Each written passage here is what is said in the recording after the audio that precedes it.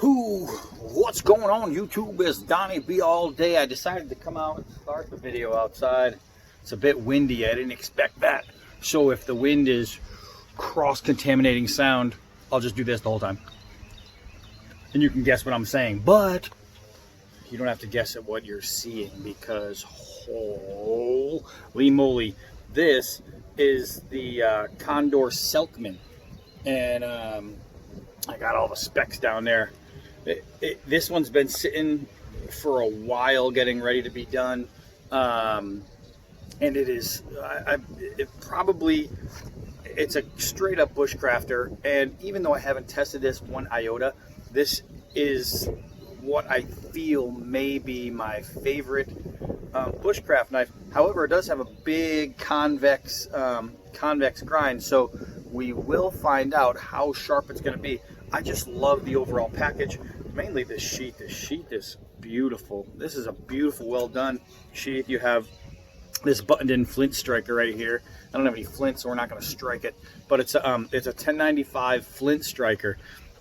You have a pouch for gear. You have a ferro rod holder. It's going to be a skinny ferro rod, and you have these on the back. And what there's no designation on what they're for. I'm assuming you can run some line there and strap it, but what I thought would be a great thing for this would be a sharpening rod. If you stick that down there, you will have a sharpening rod in the back of your sheath the entire time. That could be awesome. So so this thing is a really cool looking sheath, built well. It's leather. It's got a little dangler. I'm not a big dangler fan, but on this one, I think that it could actually work out. And it does have a little strap hole down here. And it does on the back say El Salvador with the Condor logo in the front. I like that. I like how it sits. I like how it fits. Enough to where it's going to be held in there, but still enough to where you can grab and pull. Dig the sheath. All right, so let's get into this guy. Let's get into this guy. So as I said, the Selknam is from El Salvador. A couple of key points here. You have your bow hole drill right here. All right, so you can hold your down with your stick right there, and then you could take your bow. You don't have to worry about jacking up your hand or finding a stick that's going to be able to hold that. That is beautiful on a Bushman's tool. That's good, as are the hollow pins. Not just a lanyard hole, but also tie downs, so you can use it as a spear if you must. Let's see. I'm trying to keep the computer alive so it doesn't die on me. We got jimping on the spine. What we also have is a ferro rod striker. Does it work? Yep. The ferro rod striker definitely works. It's beautiful. The spine is so thick. I'm wondering if I have the thickness on here. Blade thickness is 0.19 inches. And you can see that on these beautiful micarta grips, you can see the liners. They're white liners in there, and it just really makes it pop. Great job on that. This little guy right here is actually a coconut breaker. So you hold your knife like this, and you got your coconut breaker. Coconut. So let's see. Okay, we got a drop point. Trying to see what I missed here. Oh, duh. Size. How about overall length is 9.875 inches. So just about 10 inches. We are looking at a blade length of 5.2 inches. Handle thickness 1.1 inches. Handle length is 4.5 inches. And I think that's about it. Besides the one thing that I did forget, that it is 1075 high carbon steel. That's 1075. 1675309. All right, let's see.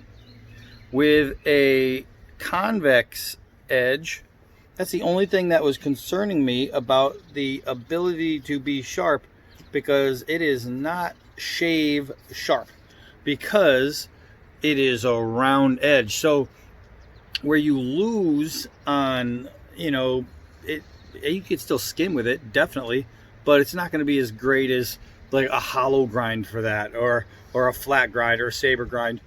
But this thing should be able to separate oh my gosh, how thick it is. It's so beautiful.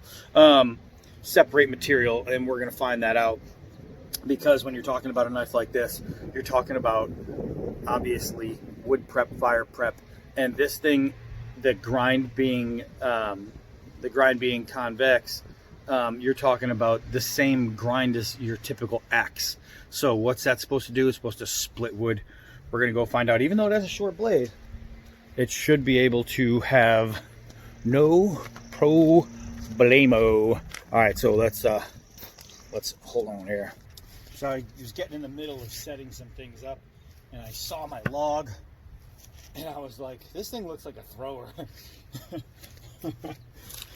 So I set it up and I threw it. Oh my gosh. And it throws so nice. So nice. I normally throw at the end, but look at this thing. I mean, come on. I mean, come on. For real. For real. See if I could hold you guys and do it. Uh-oh. That's a lot harder. Trying to look at the camera instead of my target. There we go. Wow. All right, so normally I do that at the end. If you're wondering if it throws, yeah. Well, we got that out of the way. We got that out of the way. All right, so let's do some, speaking of throw, let's do some balance checks. We'll do 4-foot drops, straight drops. Ooh, and it does go straight. Gotta keep an eye out for Roscoe. See what his badass is doing. Oh, I see him. He's under the cars. They caught 2 squirrels yesterday, these damn dogs. And my girl was not happy watching squirrels die, but I guess it happens.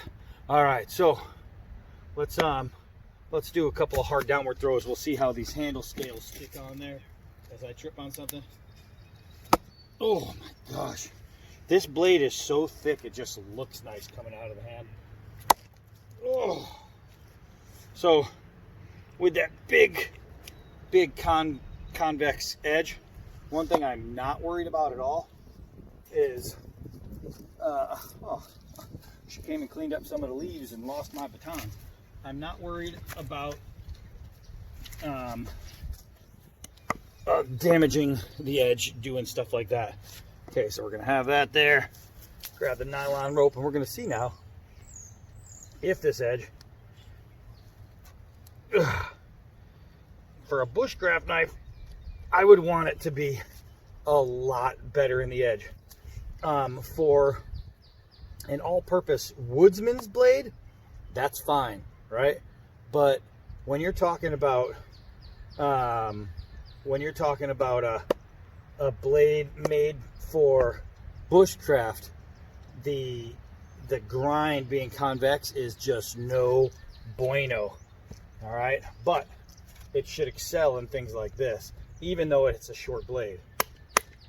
But processing should be easy peasy. Let's see if we can get a little bit more meat with less blade hanging out. Just see if the girth of the blade will split the wood. And it's doing it. The problem is you eventually run out of things to smash on. You run out of real estate, you know what I mean? So lining this bad boy up, try to catch just the edge. You can see it splits the wood all the way down, but you quickly run out of blade coming out of the other side. So if I was gonna baton narrow logs, this would be ideal. But, and you can see it splitting all the way down, but this is not a narrow log. So what you have is a need to split it one direction. Oh, let's run out and buy that CD right now. And maybe if I flip it over, uh-oh, spaghetti-o. Let's see, I had another one sneaking around here somewhere. Ugh. There we go. There we go. You lose one baton, you pick up another. There we go. So that's what it took. Now, it would be more ideal to grab something like this. All right, but sometimes you need to break down a big piece of wood, and you know, having a short blade doesn't do that for you. But I know, as like an axe style edge, I know that this thing is going to be able to separate no problem. So if I'm out in the woods and fire making is my goal, is what I need to do, I know that I can start a fire. I know that I can split smaller pieces of wood, and that will be no problem. Now let's see if we can find the angle on this guy. Well, that was right away. That was right away. It makes it very, very nice for feather sticking. I mean, very nice. So we have some nice push cuts. Now we'll do some pulls. Try to, got a knot. And they're falling, but they're really nice. Really nice little curls. I know personally that those would light up really well and be great for getting that fire going. Oh, here's where it excels. Just taking down massive chunks of wood at a single time. Wow. That's where it excels. So, if you're looking for a true bushcraft knife, this is not going to be your blade. I'm telling you right now. Telling you right now, you'd be better off with even the SRK from Cold Steel. But if you're looking for a woodsman's knife, well, I don't know if you're going to find too many better as far as knocking down wood. Look at this, man. This is just made for it's just made for wood de-escalation. Breaking down. I wish I had a coconut now, because I would love to smash a coconut. Ding, ding, ding. All right, so I don't have a coconut, but I got a cocoa brick.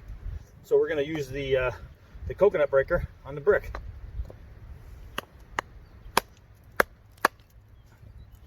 And if that's a coconut, well, we are enjoying some of its milky goodness right about now. So that works just fine. The grips on this, I have to say, are really nice. They did a great job with these micarta grips. They did a great job with the overall steel. They did a great job of making something strong and beefy and ready to be used on any camping journey that you're going to take, as far as processing wood and things like that. This thing's unstoppable. It's unstoppable for that. As long as you're using the right size logs, you're going to have all day ability to get your fire going. Throwing it, well, you don't need to ever throw one of these, but if you do, if you got a rabbit sitting there and you're saying, I'm really hungry for some rabbit, well, there you go. One thing I would say about this is the comfort in the hand would make it a great self-defense blade. And I remember these came, this design was from, like, to pay homage for this indigenous Chilean tribe, and they were great hunters and whatnot, and in gathering and frickin' building of living structure.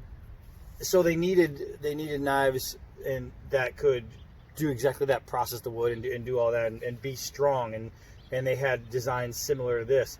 But one thing they had to do is defend themselves. And when you're talking about a big fat blade like this, man, it may not be shave sharp, but it's neck sharp, I'll tell you that. It is inside your neck sharp, and that's pretty big. As far as the total package, could I recommend this knife? If you are a woodsman or a campman, absolutely I'd recommend this knife. If you're looking for an EDC blade that is going to be your everything knife, then absolutely not. It's not the edge for you. Save your money, buy something different. If you're out there striking flints, striking ferro rods, bow drilling for fire, if you're out there chopping logs and you need something stout and robust, if you're out there banging open coconuts, then or even like mussels and stuff, boom, boom, boom, I would say absolutely in a heartbeat buy this knife.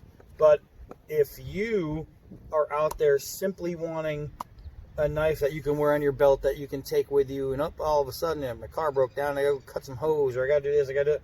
No, get yourself a better knife. And when I say better, I mean better suited for that type of thing, not better quality, because the quality of this guy is really good. This is a really, really good quality knife, and for its purpose, this knife is going to be hard to beat. Purpose for purpose. But if you think that this is going to be multi-purpose, then you're going to buy a knife that you're going to be very unhappy with. For me, I know what it's good for, and I know what I'm going to be able to use it for. This is one of those that's not your belt carry camping, but this one goes in or on your bag, and it's around for any kind of, instead of wasting your nice blades that are going to take a while to sharpen, this guy right here, you don't have to worry about sharpening. If all you're doing is batoning through small logs to get yourself some firewood and whatnot, don't worry about it. Use this one. You don't have to worry about sharpening this thing for a long time. If that's the case, it's going to work. But it is not your EDC. Understand that. But it is sweet. It is sweet. It throws. I didn't even get you on there. It throws. I don't even know which log I threw it into. Oh, there it is. Trying to look at you guys. So, did I say it throws? It throws really, really nice. I only missed one throw, and that's when I was staring at you guys trying to throw it. But all in all, I really, really like it. Overall, I think the package is pretty badass. The sheath is beautiful. The steel is strong. It's everything you want your woodsman's knife to be. It's just not everything you want your EDC to be. So, make up your own minds. This is the Condor Selknam, all in its proper glory. I think it's a great knife for a single purpose, but it is not a great knife for multiple purposes. Take that in your head and think about it when it's in your eBay saved list or whatever, and you're really thinking about, oh, which one should I get? If you're looking for an EDC, not this one. All right, that's it, man. That's all I gotta say. I am Donnie B all day, and until next night. Oh, and let me tell you, Cold Steel Big Bear. What do I have in there? I got the Tops Prather War Buoy waiting to go. I've got some great pieces coming up. And yesterday, even though I haven't done anything with it yet because I'm saving it for my review, it's been sitting there a while. I took out that Prather War Buoy just to play with it because it's so nice in hand. Wait till you guys see that one. You're going to love it. Plus, I got some really cool budget buoys to go over, and some more folders, some really good folders. So that's it. There's your Condor Selknam. Make up your own minds. You know what it is, you know what it isn't. I'm Donnie B all day. Until next night.